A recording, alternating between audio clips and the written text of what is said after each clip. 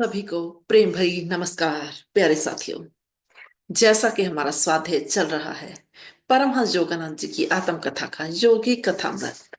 तो आइए आज हम पहुंचे हैं उसके 13वें अध्याय में, जिसका शीर्षक है सदैव जागृत संत। अब इसमें परमहंस योगानंद जी जो है कॉलेज की पढ़ाई भी कर रहे हैं और साथ ही वो अपने गुरु जी के आश्रम में भी रह रहे हैं और वहां पर जिम्मेदारियां अपनी निभा रहे हैं जो भी उनके गुरु जी युक्तेश्वर गिरी जी के द्वारा उनको दी जा रही हैं।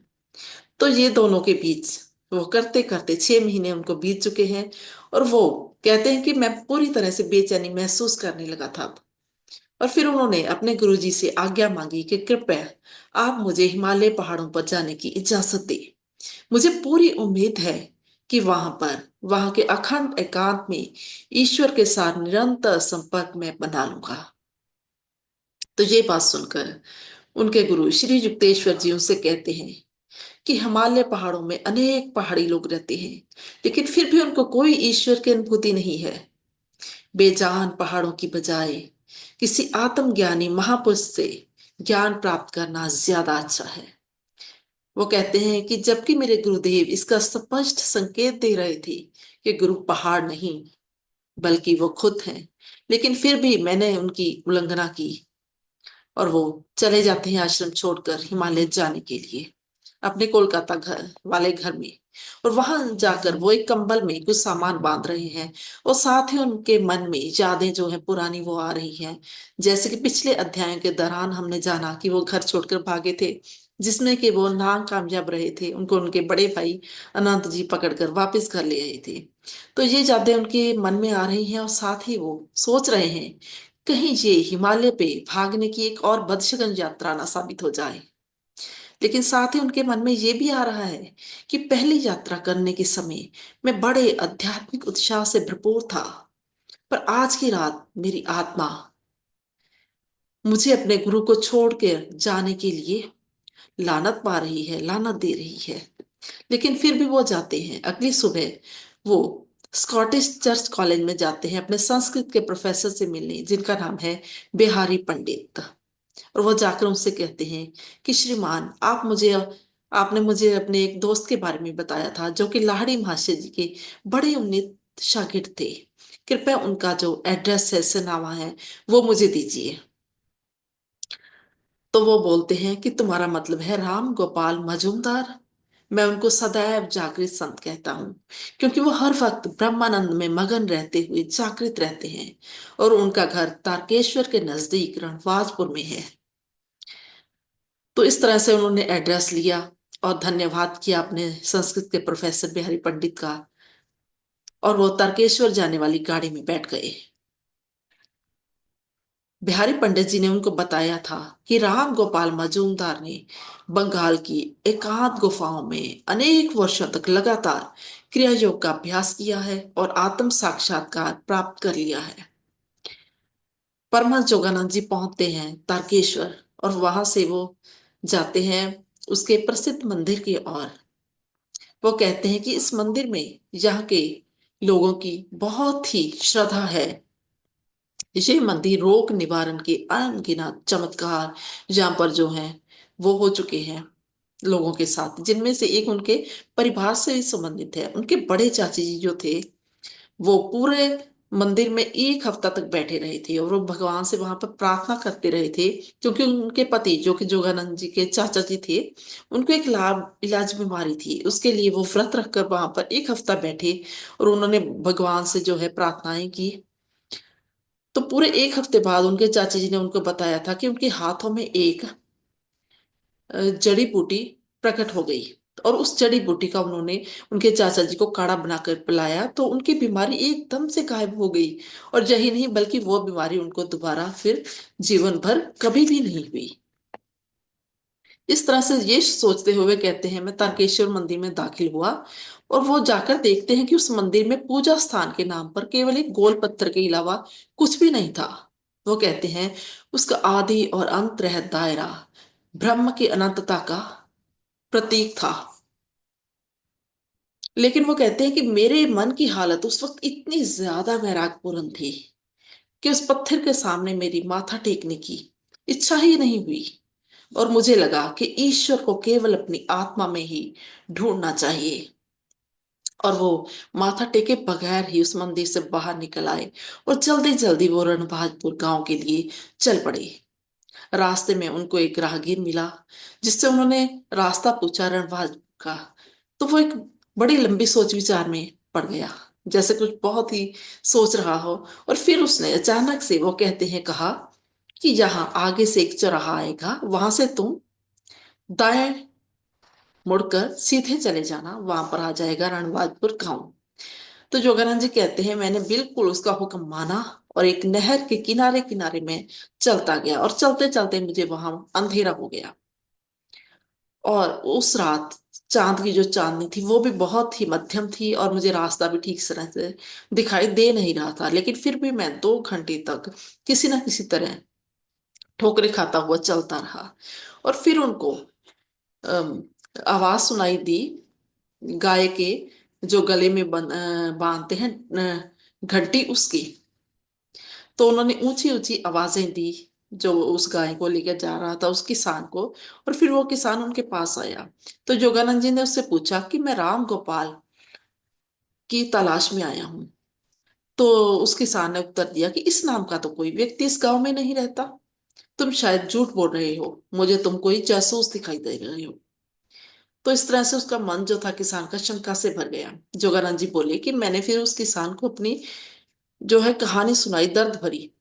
तो पूरी वो कहानी सुनकर उसको पूरी तरह से यकीन हो गया कि ये कोई जासूस नहीं है, बल्कि ये किसी परमात्मा की खोज में आ रहा है जो व्यक्ति है।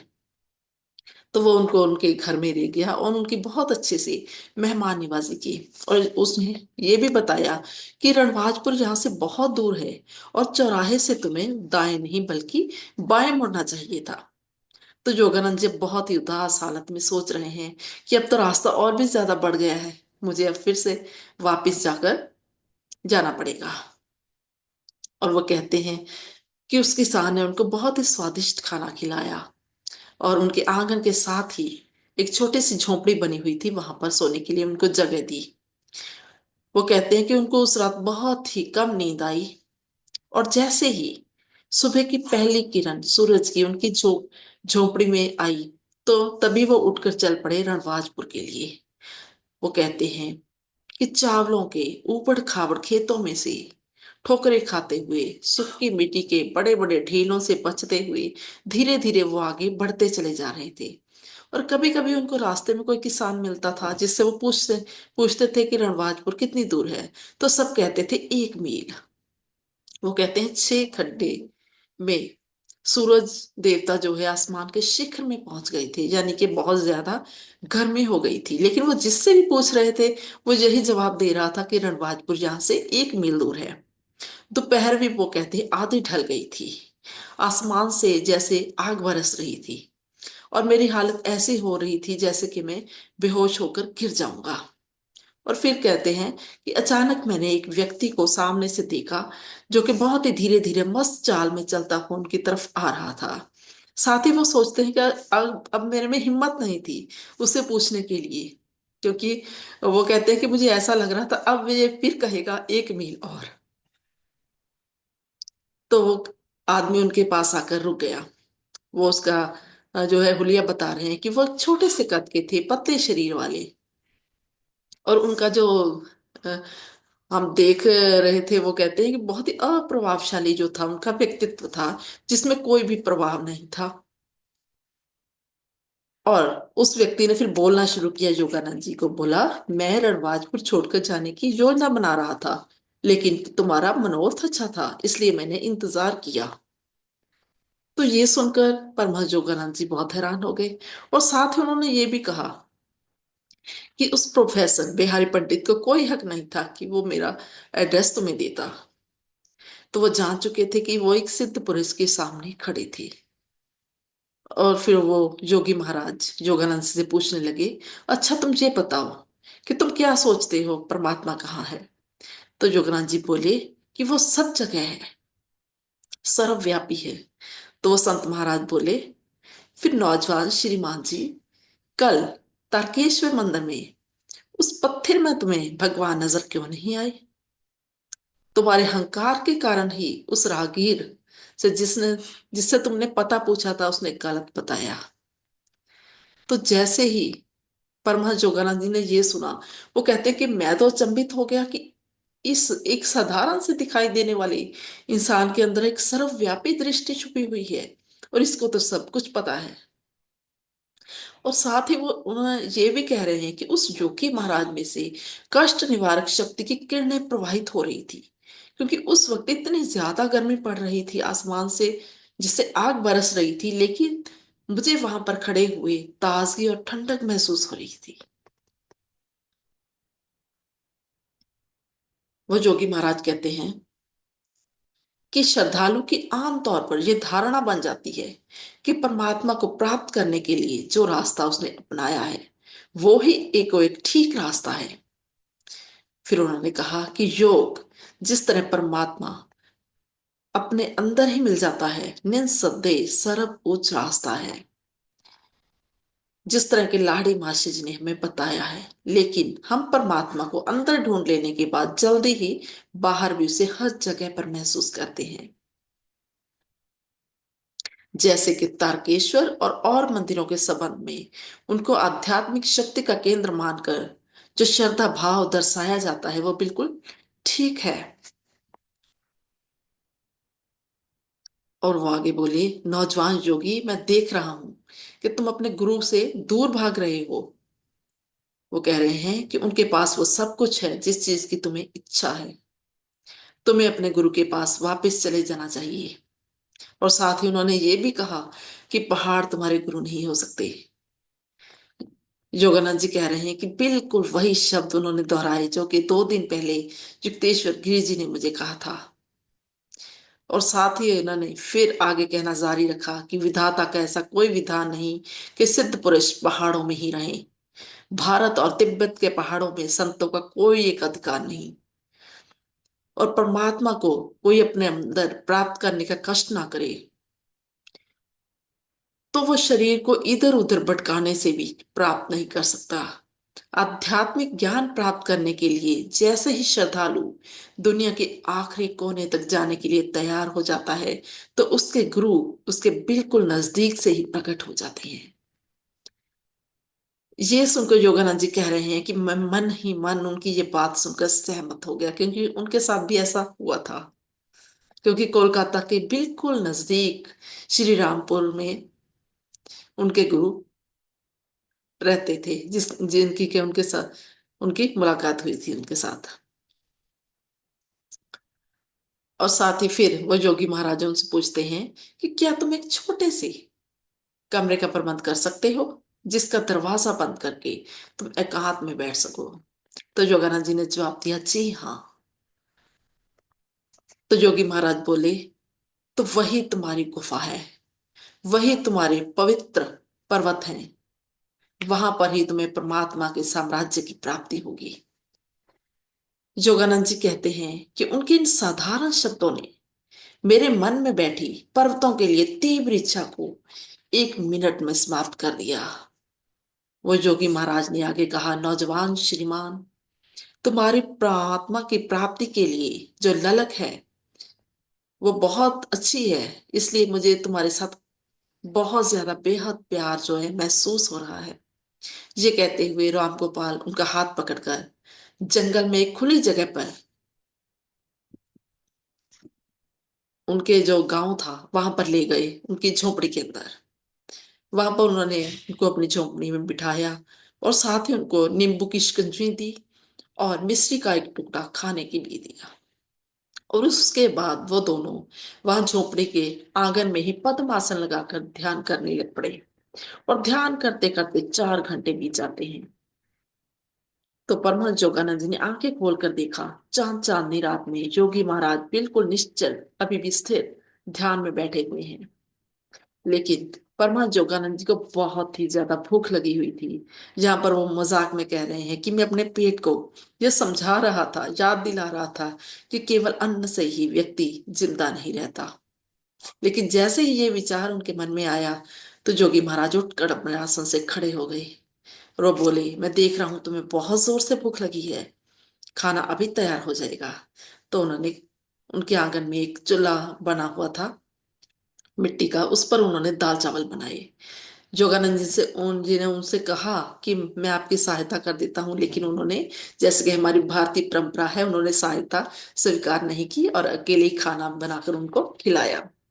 फिर उनका बिस्तरा बिछाने के लिए फटे पुराने कंबल उन्होंने जमीन पर बिछा दिए और खुद वो एक घास फूस की चटाई पर बैठ गए।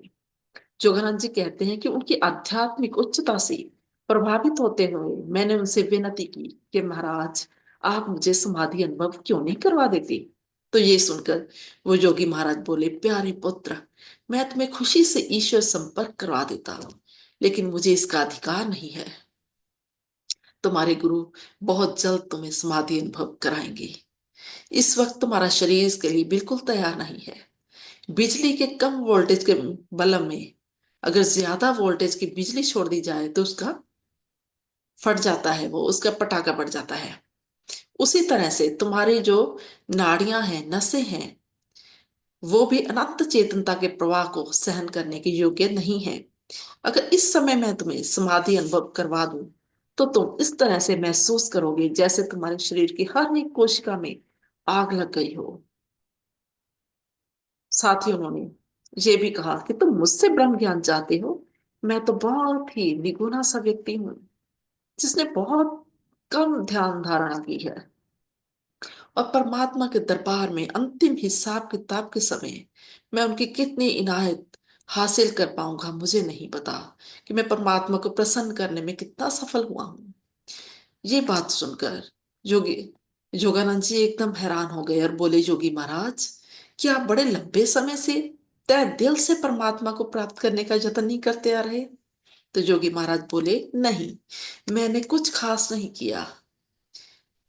20 साल तक मैं एक एकांत गुफा में हर रोज 18 घंटे ध्यान करता था। उसके बाद उससे ज्यादा दुर्गम इलाके में जाकर एक गुफा में 25 साल तक मैंने ध्यान किया। वहां पर मैं हर रोज 20 घंटे यौगिक ध्यान करता था।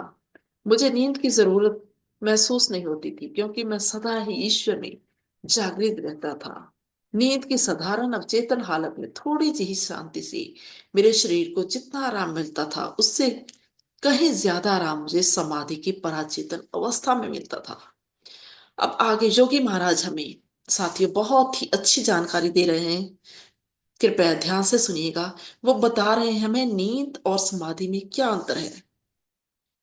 वो कहते हैं कि नींद की हालत में हमारी मांसपेशियों को आराम तो मिलता है, पर हमारा दिल, हमारे फेफड़े, लहू की संचार प्रणाली निरंतर जो है काम करती रहती है, इसलिए उनको आराम बिल्कुल भी नहीं मिलता।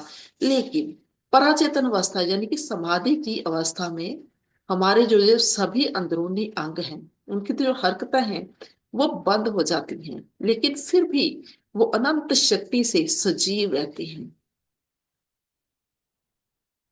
तो फिर वो कह रहे हैं, ऐसी अवस्था मुझ पर आ रही है, इसलिए वर्षों से जो नींद है मेरे लिए, उसकी कोई जरूरत नहीं रह गई है। साथ ही वो जोगानंद जी से भी कहते हैं कि एक समा तुम पर भी ऐसा आएगा जब तुम्हें भी नींद की कोई जरूरत नहीं रहेगी। जोगानंद जी कहते हैं, ओ परमात्मा, आप इतने लंबे समय से इतना ज्यादा ध्यान करते आ रहे हैं, फिर भी आपको ये पक्का यकीन नहीं है कि आप परमात्मा को प्रसन्न करने में कितने सफल हुए हैं। तो फिर हमारे जैसे दरिद्री लोगों का क्या होगा। ये सुनकर योगी महाराज जवाब देते हैं, पुत्र, क्या तुम नहीं समझ रहे कि परमात्मा खुद आनंद है, और ये सोचना कि सिर्फ 45 बरस की ध्यान धारणा से उसका अंत हम पा लेंगे, ये है खाम ख्याली। वो कहते हैं, थोड़ी थोड़ी ध्यान धारणा भी मौत के डर और मौत के बाद की अवस्थाओं के डर से हमारी रक्षा करती है। तुम अपना आध्यात्मिक नॉर्थ इन निर्जन पर्वतों की बजाय निर्गुण निराकार ईश्वर प्राप्ति के ध्रुव तारे पर केंद्रित करो, और अगर तुम सख्त मेहनत करोगे, तुम अपने मनोरथ में कामयाब हो जाओगे।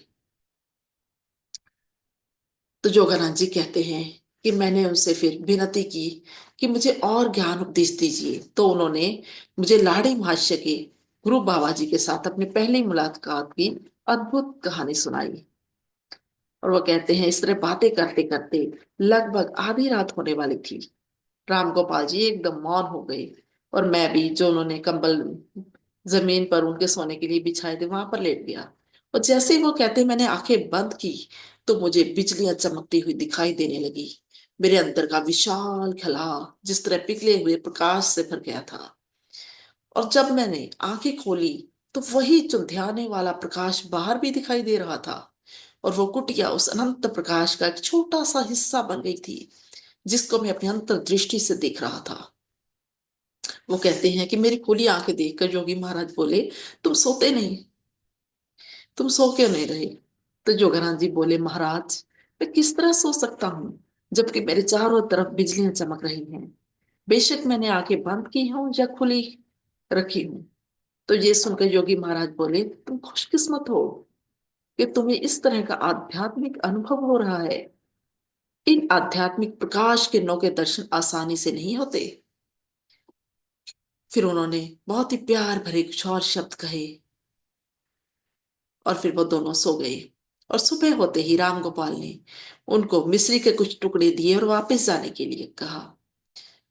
योगानंद जी कहते हैं कि उनसे विदाई लेते हुए मुझे बहुत दुख हो रहा था और मेरी आंखों में आंसू छलक रहे थे। जोगी महाराज बोले, मैं तुम्हें खाली हाथ वापस नहीं भेजूंगा। मैं तुम्हारी भलाई के लिए कुछ ना कुछ अवश्य करूंगा। योगानंद जी कहते हैं, ये कहते हुए योगी महाराज मेरी तरफ देखकर मुस्कुराए, और अपनी दृष्टि उन्होंने मुझ पर स्थिर कर दी। वो कह रहे हैं कि मैं उस वक्त पूरी तरह से निश्चल हो गया। जिस तरह से ऐसे लगा कि जैसे मैं धरती के अंदर गहरा गड़ गया हूं, और उनमें से प्रवाहित होने वाली शांतिदायक तरंगों ने मेरे पूरे वजूद को आत्म विभोर कर दिया। और तुरंत उनकी जो पीठ का दर्द था, जो कि वर्षों से उनको तंग कर रहा था, वो एकदम से गायब हो गया। वो कह रहे हैं कि मैं एकदम से इस तरह से मुझे लगा जैसे समुद्र में नहाकर मैं तरोताजा महसूस अपने आप को कर रहा था, और मेरा जो रोना था वो भी तुरंत अपने आप बंद हो गया। और फिर उन्होंने राम गोपाल मजुमदार जी के चरण स्पर्श किए, और वो वापस जंगल का रास्ता पकड़ा और वापस चल पड़े। और वापस जाते हैं फिर वो तारकेश्वर और उसके मंदिर में। फिर उन्होंने जाकर उस पत्थर के सामने जो है माथा टेका, उसको प्रणाम किया, दंडवत प्रणाम।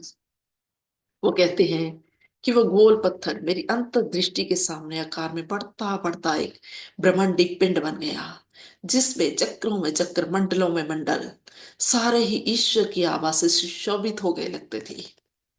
और 1 घंटे बाद वो कहते हैं, मैं खुशी खुशी से कोलकाता जाने वाली रेलगाड़ी में सवार हो गया, और मेरी यात्राओं का यहीं पर अंत हो गया। और कह रहे हैं कि मनमोहक पहाड़ों की वादियों में नहीं, बल्कि हिमालय पर्वत जैसी उच्च हस्ती अपने गुरु के चरण कमल में। तो इस तरह से साथियों, ये था आज का हमारा बहुत ही सुंदर सा अध्याय। उम्मीद करती हूँ आप लोगों को बहुत अच्छा लगा होगा। कृपया अपने अन्य साथियों के साथ इसे शेयर भी जरूर कीजिएगा साथियों। तो मिलते हैं हम जल्दी ही एक और नए अध्याय के साथ।